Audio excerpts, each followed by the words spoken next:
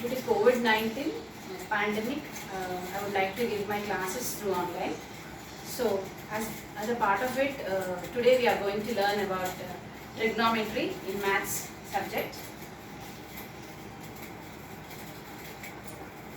Trigonometry.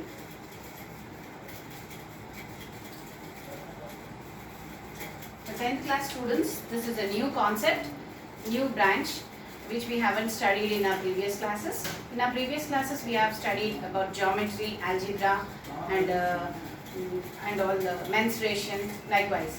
So, trigonometry is another branch of mathematics wherein tri means 3, gonia is a measure of, and metry is study. So, this trigonometry is derived from a Greek letter. Overall, it is known as the study of measure of 3 angles. So, in this, I would like to tell you about ratios, that is trigonometric ratios today in our class. For this, let me take a right angle ABC, right angle at B, and I'll take an angle theta at C. So, there are 3 sides in a triangle and opposite to this theta is AB. This is the opposite side, just opposite to theta, and adjacent to theta is BC. This is the adjacent side,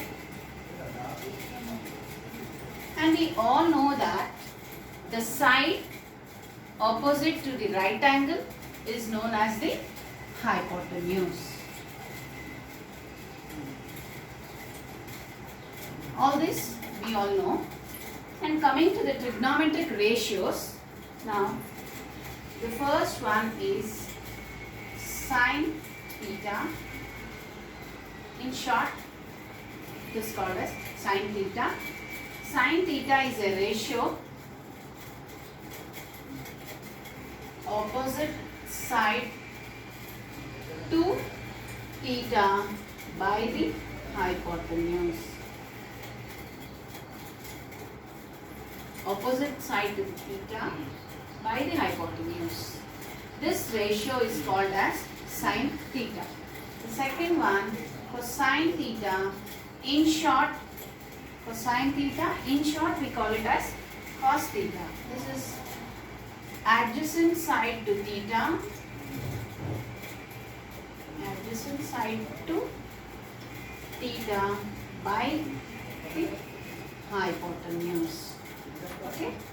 The third ratio, trigonometric ratio, is tangent theta. In short, we call it as tan theta. This is opposite side to the adjacent side. Opposite side to theta by the adjacent side to theta.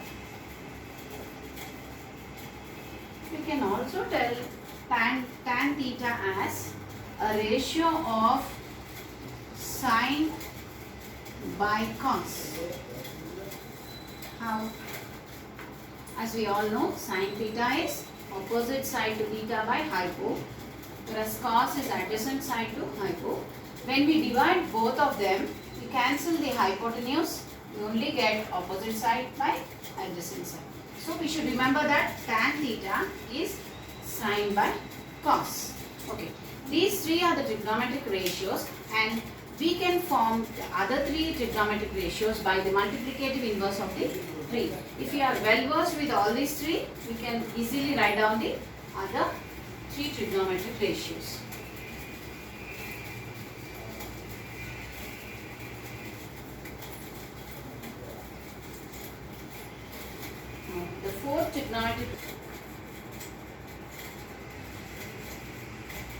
The fourth trigonometric ratio is cosecant theta. In short, we call it as cosec theta. This is the multiplicative inverse of the sine theta. If we know the sine theta, opposite to sine theta is again cosecant theta. That means it is the multiplicative inverse of sin theta. As we all know, sin theta is opposite by hypo. So we have to write hypotenuse by opposite side. So no need to remember this cosecant in particular. If you know all the three, just the multiplicative inverse, we get the rest three ratios. Now coming to secant theta, in short we call it as sec theta. This is the multiplicative inverse of cos theta, and we all know cos theta is adjacent side by hypotenuse. Now we write the inverse, that is hypotenuse by adjacent side. The last one is cotangent theta. In short we call it as cot theta. This is the multiplicative inverse of tan theta. So we know that tan theta is opposite by adjacent. So here we get the inverse adjacent side by opposite side to theta. So like this, if you know all the 6 trigonometric ratios, we can easily solve our problems regarding the ratios. 6 ratios: sine, cos, tan, cosecant, secant and cot. So let us look into one example problem of your textbook. If tan A of triangle ABC is 3/4, find the trigonometric ratios. This is the problem.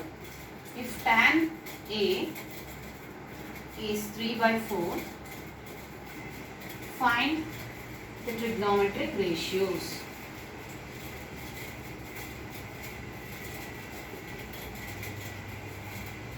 So let us draw the right angle first. With one ratio, we need to find all the other ratios. So let me draw the right angle triangle. Name it as ABC. Right angle B. Now here given tan A is equal to 3/4. So we have to see, that means from A we have to see. A is 3/4, and also we know that tan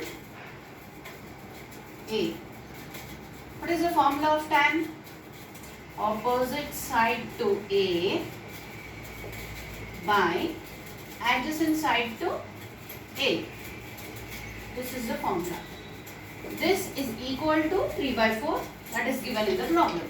So opposite side to A is 3. Opposite to this angle A is 3, and adjacent to A. Adjacent to A is this one, not this. This is the hypotenuse. But don't get confused with the hypotenuse. Hypotenuse is always the side opposite to the right angle. So adjacent to A is AB side. So 3/4 given. And we know that you have studied in your previous classes Pythagoras theorem. According to Pythagoras, what does the Pythagoras theorem state? According to Pythagoras theorem, the hypotenuse square is equal to the sum of the squares of the other two sides. So hypotenuse square is equal to sum of the squares of the other two sides. When in a right angle triangle, when we know the two sides, any two sides, the third side we could easily find out through the Pythagoras theorem. So hypotenuse we need to find AC square. One side is 3 square, the other side is 4. So it comes to 9 plus 16, that is equal to 25. This is AC whole square. So AC is equal to square root of 25. That is nothing but 5 units. So we got the hypotenuse as 5. Okay. Now from one ratio we got two sides. We know the two sides. From Pythagoras theorem we can find the other side. When we know all the sides, we can easily write down the trigonometric ratios, other trigonometric ratios. Now just by using the formula, sin A is opposite by hypotenuse. So sin A opposite by hypotenuse. This is 3 by 5. Simply you can write like this. Cos A. What is the formula of cos A?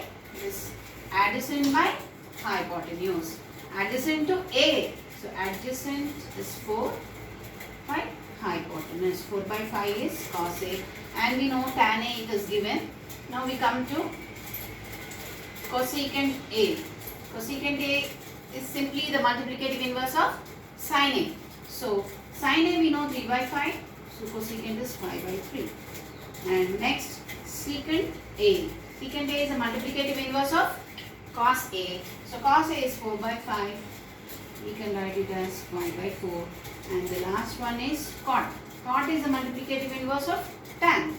We know tan A is given in the problem 3 by 4. So it is 4 by 4. Like this, if you know one trigonometric ratios, we can find all the trigonometric ratios. So children, you learn once again, you turn out your pages in your textbook, you read the introduction, go through this problem and solve the exercise problem in 11.1 exercise problems. Okay, if you have any doubts, I'll clarify in the next class. Okay, thank you all.